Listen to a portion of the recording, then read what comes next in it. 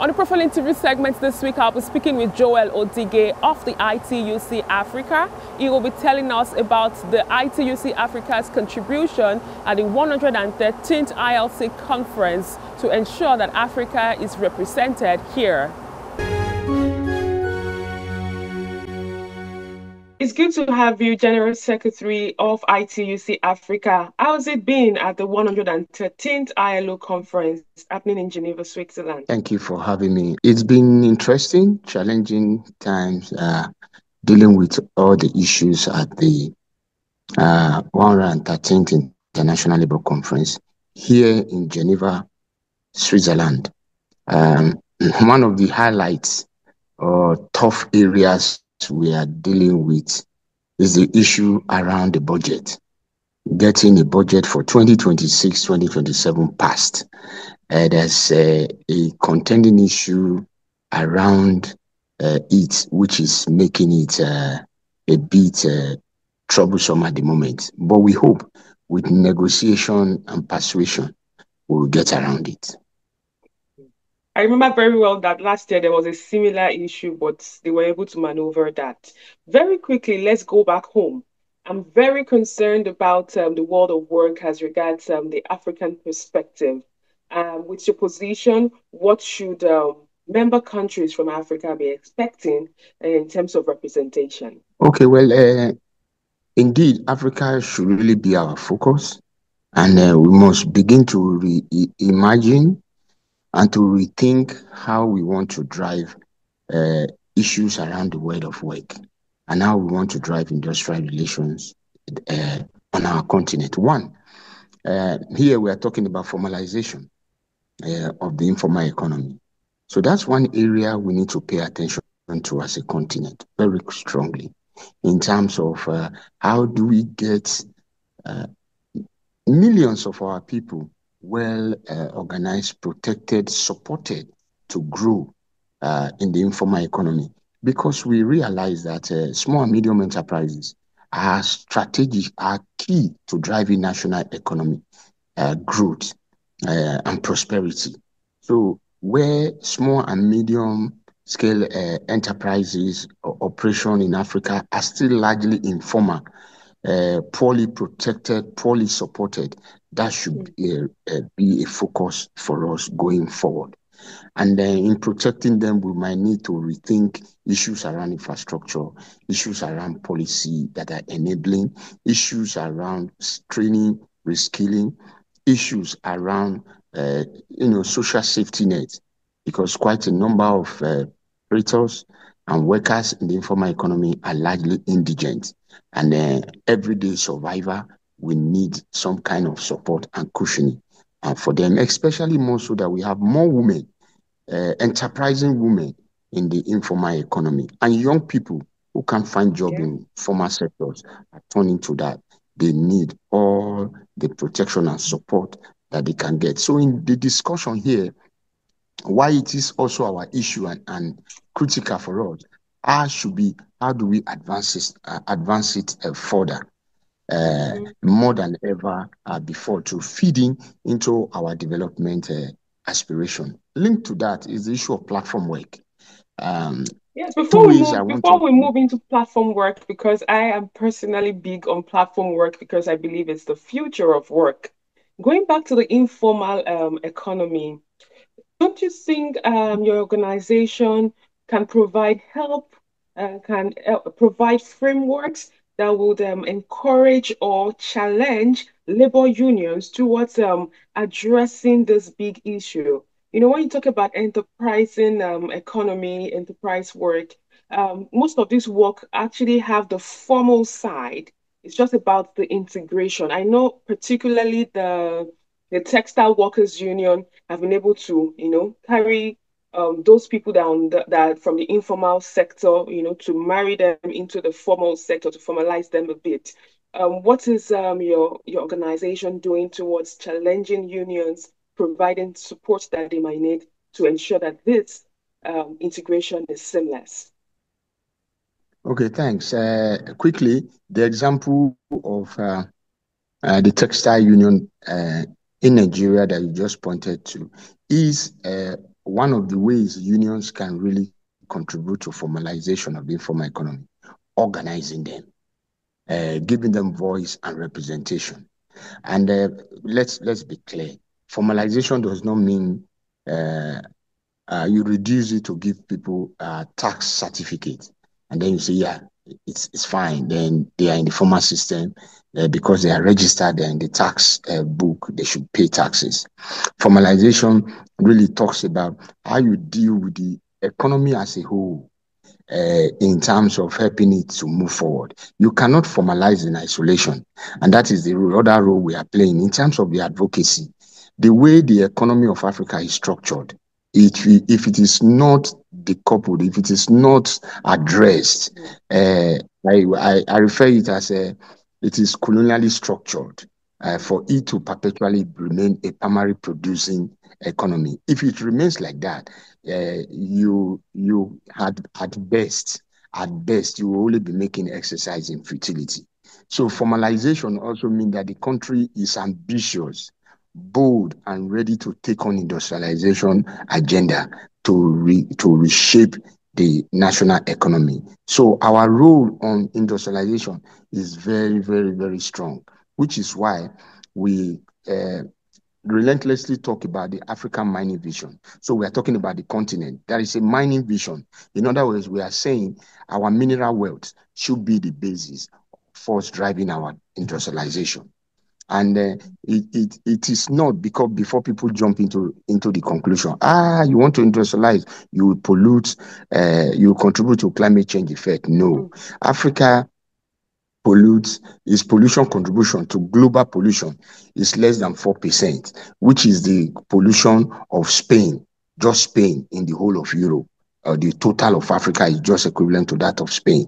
So by the time we also choose to industrialize, the idea is that we could do it by marrying technology into the process. And so you will further reduce pollution effect. And Africa should not be apologetic and should not be blackmailed into submitting or giving up its industrialization aspiration. So this is critical to addressing informalization on the one hand. The other side is that it's about short, medium, and long term. It's not a marathon. And so in the short and medium term, you need a lot of cushioning because there will be pains in the process. And so our advocacy has been strong on providing social safety net for people, not this idea of cash transfer that we see all over the places by some government who are using it to patronize and service political affiliation. We are talking about enduring, transparent, pragmatic, collaborative conditional cash transfer as one. Of course, we are talking about investment in social goods, education, healthcare. There's no reason why every modern healthcare reference hospital, there's no reason why they cannot be present in every 10 kilometers of modern society that can, with at least 500 bed seater for admission. There is no reason why it cannot be affordable for the poor to access them without necessarily have to pay through their noses. There is no reason why we cannot afford opportunities for wellness. For wellness, I mean, you must be able to deal with health issue.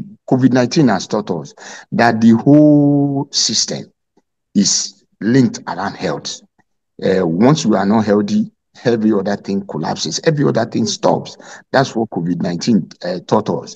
And the global value chain came to an halt in that essence. So to address a repetition of that kind of pandemic is that you have to focus on wellness. You have to focus on keeping people healthy. And that is why sanitation, potable water provision, they are critical to addressing informalization, where because the poor should be able to access this. And it's not enough to say you give them capital. you give them money to support their businesses. If you give them money to support their businesses and all of that, that is good. But if you don't put complementary services like education for their children, like healthcare for the woman who has taken the loan or the small grant or micro credit, if you don't put those services, you don't put portable water, there is no opportunity for shelter when crisis of health, crisis of education hits that woman. Her decisions will be very clear. She will attend to those immediate needs than her business. And this is why small businesses continue to crumble. They need all of this support. Very quickly, let's move on to platform economy, which I say it seems like you're also excited about. Looking at the committees that have been set up in place by the International Labour Organization, how far is the conversation going from your perspective in terms of the protection of workers' rights for those that belong to the platform economy? Thank you. Just on the phone, before I take on the platform economy, I did mention that the financing arrangement has two fronts. I didn't touch on the second front because I elaborated very detailedly on resource mobilization. The second front is clearly the front about management. I will not belabor that. I think it's very new. You cannot borrow to steal. You cannot borrow to steal. You cannot borrow to accumulate. It is not, it is immoral. We need to deal with that. But it is simple for us to just say it. Even we as citizens must, and as workers, have a role to play. There should be community public vigilance on public spending. So we encourage our trade unions in collaboration with progressive civil society organizations and the media to always be critical in that governance arrangement of borrowing to financing development. Let me move to platform economy. Is to say that with the idea of platform economy, the excitement is because Africa has not made any gains on the various revolutions within the global economy that we have seen. So the first was the agrarian revolution. We have still not broken the code of agriculture, and so we are still lacking. The second is in the industrial revolution, partly frustrated, undermined, designed to be kept as a primary resource continent. So we have still not broken industrial revolution. The third is that we have not dealt successfully with the third revolution, the globalization revolution. And then, of course, we are in the fourth revolution, which is the industrial revolution, the advancement of globalization through digital technology means. Whilst we have not broken to all of these, we are not saying let's fold our hands and just forget it. How do we mitigate these gaps that we have found ourselves? This is why the platform economy issue is important for us. It is important for us not only because we have workers that will be affected, but more important for us because how will it work for the economy going forward? And within the platform work is my take on digitalization. So I'm saying platform work is driven by digitalization. And if you then must be able to survive, if you then must be able to make to trap and enjoy the gains of it, then you need to start working now. Where are the policy regulations? Where are the preparatory tools to getting your people to have the skills to engage? How do you want to manage to get at the gains of it? Now, with artificial intelligence, how are you calibrating your national skills development policy and systems? Already, we are seeing how artificial intelligence is taking all manner of jobs away. More we go, more jobs we go. And I always argue, it is not wrong for technology to work for us. We regulate it, we tax it, and use the resources for it to take care of our people. If we do that, it won't be a problem because I tell you, It's not far. It is here with us. Technology will do most of the things humans are doing now. And a lot of people will be redundant. If we do not reskill, we do not retrain them, it will be redundant. But for the platform workers at the moment, how do we protect them? How do we ensure they are not working for very few people who have what the neoliberal orthodoxy describes as a intellectual property rights? Somebody makes an app, sit in a room somewhere in one corner of the world, and is driving revenue traffic to that country without paying taxes to where the operation of that app is taking place. How do we regulate this? Uber making much money from its operation. It doesn't contribute to road construction. It doesn't pay taxes well. It doesn't even pay the workers that are making this money for it well. It doesn't even know how the vehicles are repaired or anything. How do we regulate all of this? How do we provide safety, security, mental health protection for these categories of workers who have to work all round the clock so that our lives can continue? These are the issues for me that are pertinent that we must take on critically. The question of skills. How do we reskill, upscale skills for our people to be able to play in the digital industrial revolution? In 1 minute, can you share with us the need for a new social contract vis-a-vis those realities that we have on ground? The new social contract is the issue of justice. And we are happy with the International Labour Organization's Director General, Mr. Gibe Humbo. He captures it very well, understanding the fact that the new social contract is critical for social justice. And what this means is that all hands must be on deck. Those within the world of work, the tripartite partners must come together to rethink it. The way neoliberalism is at its commanding height behaving, it is not sustainable. Descent will continue. It will lead to global instability. As much as you continue to push majority of the people into despondency, there will be fight back. Not to have that would then mean you tell yourselves the truth in terms of how do we rethink and reorganize society so that more people can feel the benefits of it. Democracy is at the heart of it. When people don't see dividends, then not just apathy that you will find the replacement of that system. And people are ready to make that push if it doesn't work for them. We want a society that works for everybody.